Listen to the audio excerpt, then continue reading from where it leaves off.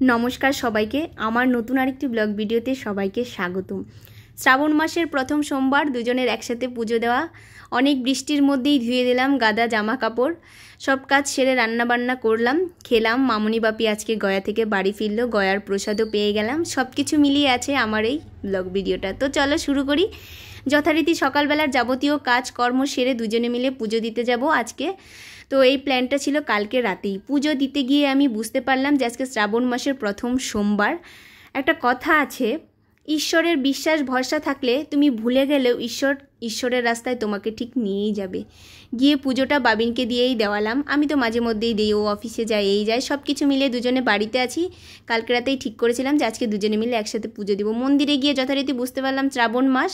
বাবিনকে বললাম আজকে শ্রাবণ মাসের প্রথম দিন। বাবিন বলে না, আমি গিয়ে বুঝতে পারছি, কারণ মন্দিরে সবাই পুজো অর্চনা করছে আমাদের অনেক আগেই।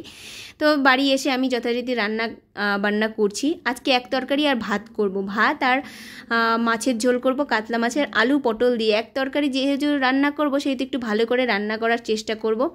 রান্না বান্না বসিয়ে আমি আবার কাপড় চোপড় মেলামেলি করছি, এদিক ওদিক করছি। এক গাদা কাপড় চোপড় হয়ে গেছে, কারণ আমি দুদিনের জন্য ঘুরতে গেছিলাম, বাবিন আর আমি। তো সেইখান থেকে আসলে পরে ঘোরাঘুরি করে আসলে কাপড় চোপড় হয়ে যায় অনেক। আজকে যদি এই বৃষ্টির মধ্যে আমি না ধুয়ে দিই, মামুনিরাও আজকে গয়া থেকে ঘুরে আসবে, মামুনিদেরও এক গাদা কাপড় চোপড়, সেগুলো সব মিলিয়ে বাড়িঘর শুধু ধোয়াধুয়ি কাপড় চোপড়েই ভরে যাবে। তো আমি ভাবলাম যে জামা কাপড় ধুয়ে দেই, মামুনির ঘরে তারে মেলে দেবো, বারান্দায় এরকম করে শুকিয়ে যাবে। যখন আমি জামা কাপড় মেলছিলাম তখন বাবিন বলছে, জানো আজকে শ্রাবণ মাসের সোমবার। আমি বললাম কেন, বিশ্বাস হলো? বলে হ্যাঁ, সবাই হোয়াটসঅ্যাপে স্টেটাস দিয়েছে। আমি বললাম আচ্ছা, দেখেছো, আমরা জানতাম না, কিন্তু পুজোটা ঠিক দুজন একসাথে দিয়ে দিলাম। আসলে মন থেকে বিশ্বাস ভরসা শ্রদ্ধা ঠাকুরকে ঠিকমতো ডাকলে সব হয়ে যায়, ওনার কৃপায় ওনার ইচ্ছায়। আমি জামা কাপড় নাড়ানাড়ি মেলামেলি করে এখন মশলাটা ব্লেন্ড করে নেব, ধনেপাতা সব কিছু ভালোভাবে দেব।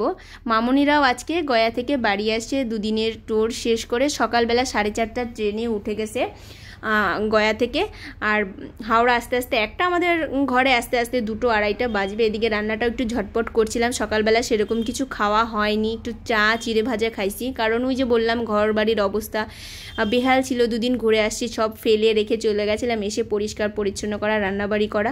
এর মধ্যে বাবিন আবার এই যে প্রসাদটা আমাকে দিচ্ছিল, প্রসাদটা রেখে গেছিলাম ঘরে, এসে খাবো বলে। প্রসাদটা হচ্ছে কেদারনাথের বাপির বন্ধু গিয়েছিল, বাপিকে দিছিল, বাপি আবার সেটা আমাদের জন্য নিয়ে আসছিল। যাই হোক, ঈশ্বরের কৃপায় আর ওনার বাপির বন্ধুর ইচ্ছায় আমাদের আর কি পাওয়া হয়ে গেল কেদারনাথের প্রসাদ। আর এই যে দেখতে পাচ্ছ রুদ্রাক্ষ, এটা প্রসাদের সাথে ছিল। বাবিন বলল যে এটা অরিজিনাল ওখানকার রুদ্রাক্ষ।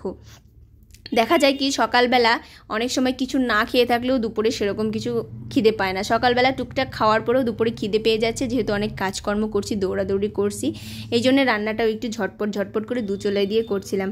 বাবিন বললো যে রান্নাবান্নি হয়ে গেছে। আমি বললাম হ্যাঁ হয়ে গেছে, খাবার দেবো, তার আগে তুমি আগে মামনি বাপিকে কল করো, দেখো কত দূর এসছে। যদি কাছাকাছি চলে আসে তাহলে 4 জন একসাথে খেতে বসবো। মামনি বাপিকে ফোন দেওয়াও হলো, কিন্তু ফোনটা লাগলো না, দুজনের একজনকেও তো লাগলো না ভেবে আমি রান্নাবান্না শেষের দিকে ধনেপাতা গরম মশলা সব কিছু তরকারিতে দিয়ে আমি আর বাবিন খেতে বসে গেলাম, যে হয়তো আসতে লেট হবে। নিয়ে খেতে বসে যাওয়ার 2 মিনিট পরেই ঘরের দরজা টকটক, মামনিরা চলে এসছে। আমি আমার আর কি খাওয়া দাওয়া ঝটপট করে মামনিদেরকে খেতে দেবো। এক জায়গা থেকে এসছে, একটু খিদে পেয়েই গেছে বলা যায়। আর মাছের ঝোলের কালারটা কেমন হয়েছে দেখে বলো। এমনি তো টেস্ট বলতে পারবে না, টেস্ট করতে হলে একদিন আমাদের বাড়িতে চলে এসো। তো এই ছিল আমার সারাদিনের একটি ব্লগ ভিডিও। সকাল থেকেই বৃষ্টি, শ্রাবণ মাসের প্রথম দিন, দুজনের একসাথে পূজা দেওয়া, রান্নাবান্না করা, সাংসারিক যাবতীয় কাজ, তোমাদের সাথে সব কিছু শেয়ার করলাম। লাস্টে আর কি বাপি মামনিকে ভাত বেড়ে দেবো, আমাদের খাওয়া হয়ে গেছে। বাপি নিয়ে আসছে গয়া থেকে প্রসাদ, গয়ার, সেটাও আমি হাতে পেয়ে গেলাম একদিনে। গয়া ও কেদারনাথের প্রসাদ পেলাম, এটা আমার বড়ই সৌভাগ্য। কেমন লাগলো জানিও, সবাই ভালো থেকো, টাটা।